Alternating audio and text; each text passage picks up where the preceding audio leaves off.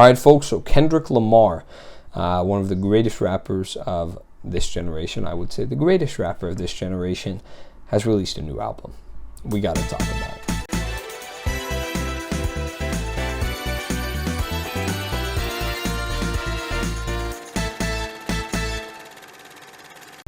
Alright, folks, so this is Mr. Morale and the Big Steppers. I'm a pretty big Kendrick Lamar fan, have been for a while, and I think I can say that this is probably my most hyped album of all time. I was super excited for the longest time.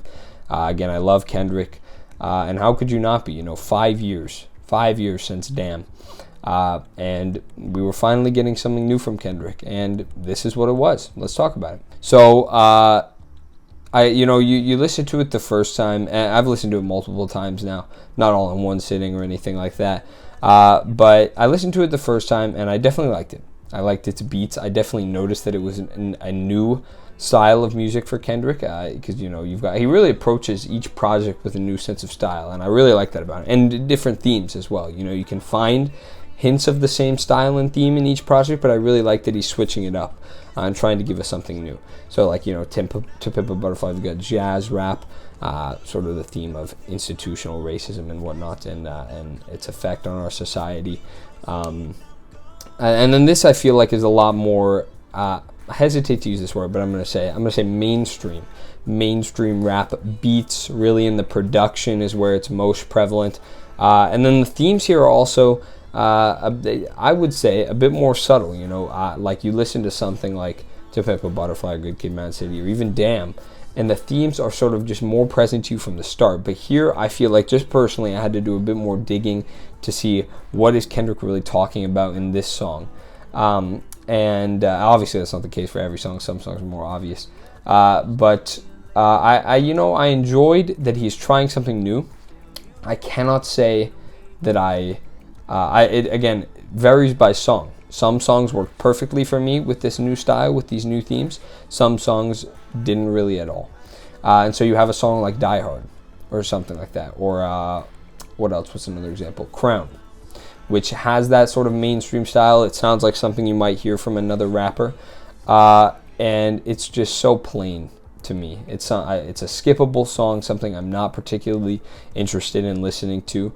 And just so bland.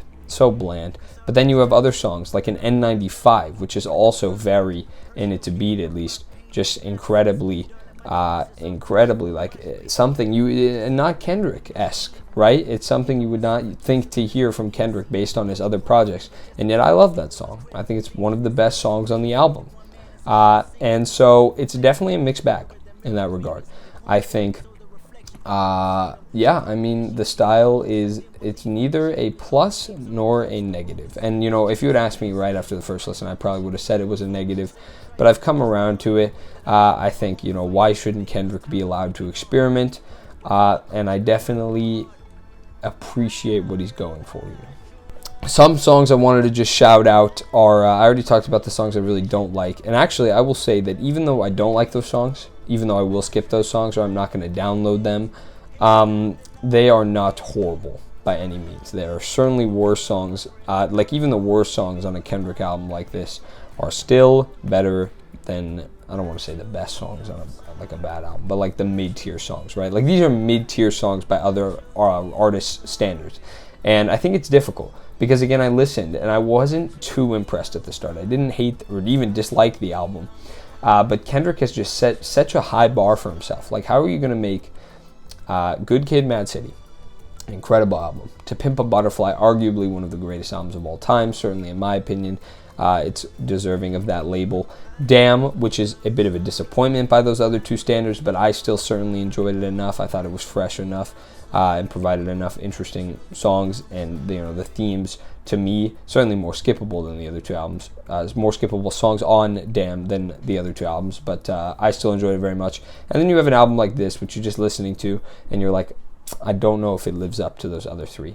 But if you just take a step back for a second and you look at it as its own project, which I think it should be viewed in both lenses. I don't think it should just be viewed in one or the other, because it's important to view it from both perspectives, obviously, within Kendrick's discography and how it compares to other artists making music today. I think it is definitely a bit of a drop-off. from Kendrick's other music. I don't think he's pushing himself maybe as creatively as he did in the other albums. It just doesn't feel as uniquely Kendrick as those other albums do. No real sense of Kendrick in here as much as something like To Pimp a Butterfly. Like, you hear To Pimp a Butterfly, Kendrick is all over that. That's just Kendrick. That's who we've come to know him as. And hints of it here, certainly not. It's not a fully Kendrick record is what it feels like. I've heard people, Baby Keem influences. Obviously, I think there's some Kanye influences in production there that I definitely felt.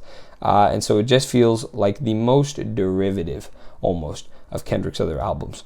But anyways, some songs I liked. I would say I really like United in Grief, the first song. I already mentioned N95. Really enjoy Rich Spirit. That's one that's grown on me over time. Count Me Out, I absolutely love. That might be my favorite if you had to ask me now. The beat switch in there is just killer. And then Mirror is the closing song. And I think all of these songs have good themes.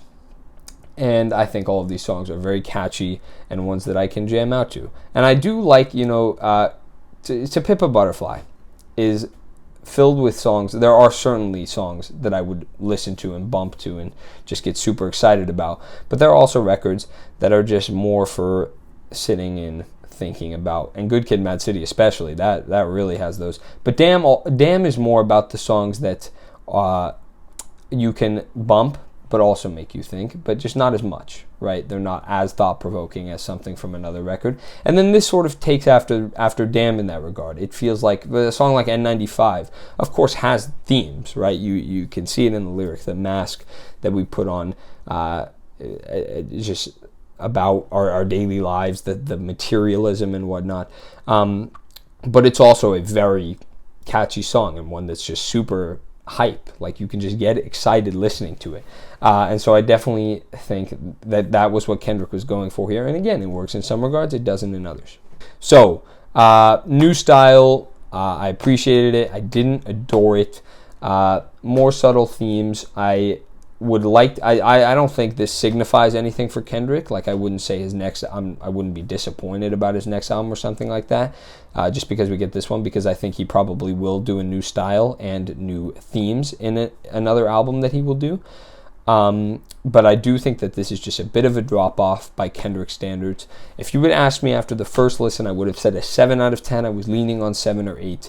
I was a little underwhelmed, so I probably would have gone 7. But the more I listen to it, the more I like it, the more I think it has to offer. I think I'm going to go an A. I think Mr. Morale and the Big Steppers is going to get an A from me. I thoroughly enjoyed this album. It is my least favorite of his most recent 4. I'm not including Section 80 because I haven't really given that one the time it probably deserves. But I would go To Pimp a Butterfly, Good Kid, Mad City, Damn, and Mr. Morale and the Big Steppers last, with an A still. So Kendrick's worst album, again not including Section 80, is full-length album, is going to be an A.